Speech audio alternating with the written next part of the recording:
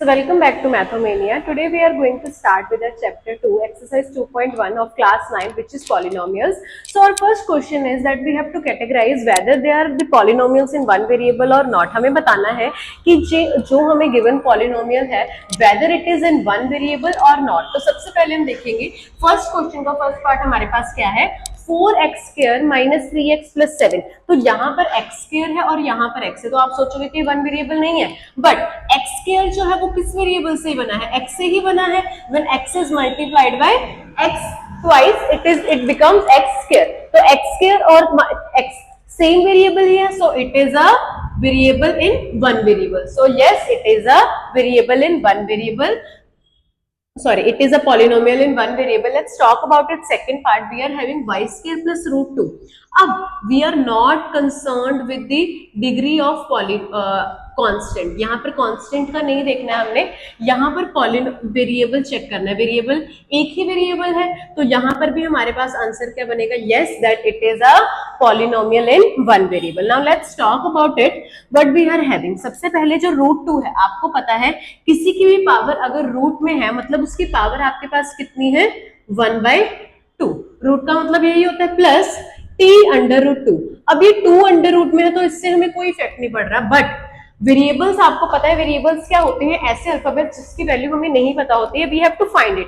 Now we are concerned with here t आपके पास variable है, इसकी पावर जो है वो 1/2 है।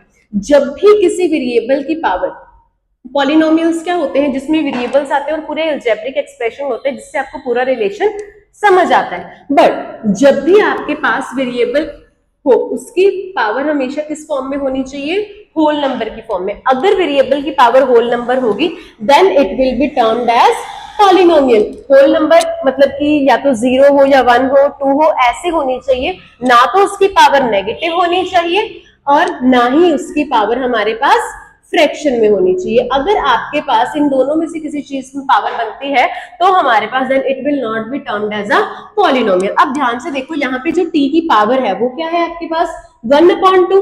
अब हमने क्या पढ़ा था कि अगर किसी की भी पावर फ्रैक्शन में आ जाए या नेगेटिव में आ जाए then it will not be a polynomial. तो वन वेरिएबल में होने की तो दूर की बात है, सबसे पहली बात तो ये पॉलिनोमियल ही नहीं है। तो अगर ये पॉलिनोमियल है तो दूसरा कॉन्सेप्ट तो हम इसमें बाद में अप्लाई करेंगे कि वन वेरिएबल में है कि नहीं। तो इसका आंसर सिंपली आपके पास क्या हो जाएगा, no. Now let's talk about its another part which we are having y + 2/y। इसको जब आप सिंप्लीफाई करके लिखोगे, आपको पता है जब भी पावर नीचे होती है तो आप इसको, आप 8th क्लास में कर चुके हो, इसको पावर नेगेटिव की फॉर्म में रिप्रेजेंट कर सकते हैं। तो यहाँ पर अभी आपने क्या पढ़ा था कि पावर जो है वो नेगेटिव या फ्रैक्शन में नहीं होनी चाहिए, बट यहाँ पर पावर नेगेटिव बन रही है, so it is also not a polynomial. So its answer is also no, क्योंकि क्वेश्चन में हमसे पूछा गया है whether it is a polynomial in one variable और नॉट। सबसे पहला पार्ट ही नहीं ये सेटिस्फाई कर रहा है, it is not a polynomial. अब ध्यान से देखो fifth part, what you are having in fifth part, x raised to the power 10 plus y cube plus t raised to the power 15. You are clearly observing here that there is not only one variable. आपके पास सीधे ही कितने variables हैं, 3 variables हैं। सो इसका answer भी हमारे पास क्या आ जाएगा, no, that it is not a polynomial in one variable. Now in its second question we are concerned with finding the coefficient of x square. अब coefficient of x square आप कैसे फाइंड करते हो, coefficient का मतलब क्या होता है कि जो वेरिएबल आपको गिवन है उसके एडजेसेंट आपके पास कौन सा नंबर लिखा हुआ, न्यूमेरिकल वैल्यू या फिर कोई अल्फाबेटिकली वैल्यू कौन सी लिखी हुई है, that will be coefficient of that variable. अब जैसे कि what we are having in this ax square plus bx plus c equals to 0, ये आपके पास कोई क्वाड्रेटिक इक्वेशन है। अब ध्यान से देखिए, आपको if you need to find the coefficient of x square तो आप देखोगे कि x square के साथ क्या है, what you are having along with x square, it is 1। तो इसका आंसर आपके पास क्या बन जाएगा, a। अब ध्यान से देखो यहाँ पर x square के साथ क्या है, कुछ नहीं है, मतलब यहाँ पर 1 होगा क्योंकि 1 multiplied by x square is only x square। So in this coefficient of x square is 1। So now in this second part यहाँ पर भी कुछ नहीं है तो मतलब इसके साथ भी 1 होगा, बट 1 के आगे आपके पास कौन सा साइन है, माइनस का। तो यहाँ पर आपके पास कोएफिशिएंट ऑफ x स्क्वायर किसके इक्वल आ गया, -1 के इक्वल आ गया। नाउ इसका आप आराम से बता सकते हो what will be the coefficient of x square, the coefficient of x square will be x square के साथ आपके पास ये पूरी टर्म है which is pi upon 2। But in this question we are not having x square variable ही नहीं है आपके पास, तो इसका मतलब इस तरीके से होगा 0 मल्टीप्लाइड बाय एक्स स्क्वायर, क्योंकि जब एक्स स्क्वायर को 0 के साथ मल्टीप्लाई करेंगे तो ये क्या बन जाएगा 0, तो इसका मतलब इस फॉर्म में होगा, इसलिए ये लिखा नहीं गया है। So what will be the coefficient of x square over here, the coefficient of x square over here will be 0।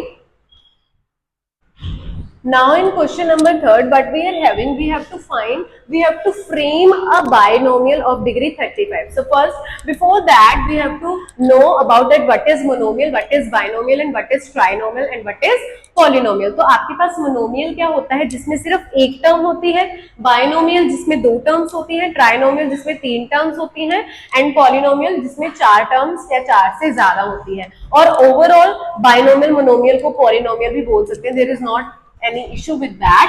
तो जैसे कि आपके पास सिंपली x है तो इसमें सिर्फ एक ही टर्म है तो इट विल बी मोनोमियल। अगर इसमें हमने एक और टर्म ऐड कर दी तो इसमें 2 टर्म्स हो गए, सो इट विल बिकम बाइनोमियल। एक टर्म ये रही और एक टर्म ये रही। ये जो ऑपरेशन है, अरिथमेटिक ऑपरेशन है, इसको सेग्रीगेट करवा रहा है। Now we want to make it a trinomial, तो मैं इसको ऐसे लिख सकती हूँ।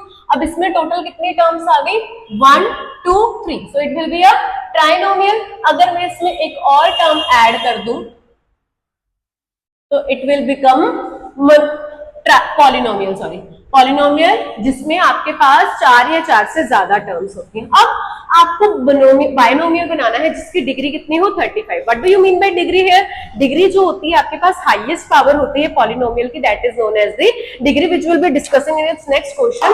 सो we have to frame a binomial. You are having ample plenty of examples for this. आप अपनी मर्जी से कुछ भी फ्रेम कर सकते हो, पर आपको हाईएस्ट पावर कितनी रखनी है 35। तो आपके पास कितना है x raise to power 35 plus कुछ भी लिख दो, 100 लिख सकते हो, या आप इसको इस तरीके से भी फ्रेम कर सकते हो। ये आपके पास बाइनोमियल ऑफ डिग्री 35 क्यों? क्योंकि हाईएस्ट पावर कितनी जा रही है 35, तो डिग्री तो 35 ही है। बाइनोमियल क्यों है? क्योंकि इसमें कितनी है 2 टर्म्स है। Now you are having monomial of degree 100, तो टर्म्स कितनी होनी चाहिए? सिर्फ एक टर्म होनी चाहिए, और इसकी डिग्री कितनी, हाईएस्ट पावर कितनी जानी चाहिए 100। तो आप y raise to the power 100 लिख सकते हो, या फिर z raise to the power 100, variable आप जो मर्जी यूज कर सकते हो। Now let's move towards the next question, question number 4. What we are having here, we need to find the degrees of these questions. अब डिग्री क्या होती है? जो भी किसी पॉलिनोमियल में हाईएस्ट पावर बनती है, that is known as the degree of that polynomial. अब सबसे पहले देखो आपके पास यहाँ पर क्या है, x है। So what you are having here, यहाँ पर x की पावर कितनी है 3, यहाँ पर x की पावर 2, यहाँ पर x की पावर कुछ नहीं है, मतलब यहाँ पर x की पावर कितनी है 1, but we are concerned with the highest power. तो हाईएस्ट पावर x की क्या बन रही है आपके पास 3, तो यहाँ पर आपके पास डिग्री क्या बनी 3। नाउ हियर आपके पास ये तो कांस्टेंट है, इसकी तो डिग्री कुछ होगी नहीं। याद रखना हमेशा कांस्टेंट कि हमेशा डिग्री आपके पास क्या होती है, कांस्टेंट पॉलिनोमियल की डिग्री हमेशा क्या होती है 0। तो आपके पास यहाँ पर क्या आ गया, डिग्री यहाँ पर कितनी आ गई 2, क्योंकि y की पावर कितनी है 2। अब यहाँ पर देखो कांस्टेंट से तो हमें कोई कंसर्न ही नहीं है, वेरिएबल आ गया, तो वेरिएबल की डिग्री कितनी आ गई यहाँ पे t की पावर कितनी है हाईएस्ट 1। अब कांस्टेंट पॉलिनोमियल आ गया, यहाँ पे वही सेम कांस्टेंट टर्म आ गई। ये मैंने ऑलरेडी बताया कि हमेशा कांस्टेंट की डिग्री हमेशा क्या रहती है 0, तो इसकी डिग्री है तो 0, but we need to understand that why its degree is 0। क्योंकि अगर मान लो मुझे इसके साथ कोई वेरिएबल लिखना है तो मैं इसको ऐसे लिखूंगी x की पावर 0, और आपको पता है जब भी किसी वेरिएबल की पावर 0 होती है इट बिकम्स 1, तो ये दोबारा क्या बन गया 3। तो कोई भी अगर वेरिएबल होगा उसकी पावर कितनी होगी 0, इसीलिए जो कांस्टेंट पॉलिनोमियल्स होते हैं उनकी आपके पास डिग्री कितनी बनती है, it is 0। So in the last question of this exercise we have to tell whether the given polynomial is quadratic, linear or cubic। तो हमारे पास linear, quadratic और cubic polynomials होते क्या हैं, जिसमें आपके पास डिग्री 1 बनती है, वो आपके पास क्या बनते हैं linear polynomial। जिसमें आपके पास डिग्री 2 बनती है, that is your quadratic polynomial, and in which degree is 3, that is known as cubic polynomial। अब सबसे पहले आपके पास क्या है x स्क्वायर प्लस x, तो आपका देख रहे हो यहाँ पर आपको हाईएस्ट डिग्री का मतलब क्या होता है हाईएस्ट पावर। वैसे इसमें डिग्री पूछी नहीं गई है, मैं वैसे आपको इजी करने के लिए मैं बता देती हूँ कि यहाँ पर आपके पास हाईएस्ट पावर मतलब डिग्री, तो यहाँ पे हाईएस्ट पावर कितनी है 2, तो इसकी डिग्री कितनी बन गई आपके पास 2। तो अगर डिग्री 2 है then it is a quadratic polynomial. So इसका आंसर आपके पास क्या है, that it is a quadratic polynomial. Now next do we have, what do we have, इसमें आपकी हाईएस्ट पावर कितनी बन रही है, 3। तो इसका मतलब इसमें आपकी डिग्री कितनी है, 3। और जब भी डिग्री 3 बनती है then it is a cubic polynomial. Now what do we have in the next part, we are having y plus y square plus 4। यहाँ पर y की पावर कितनी है, 1।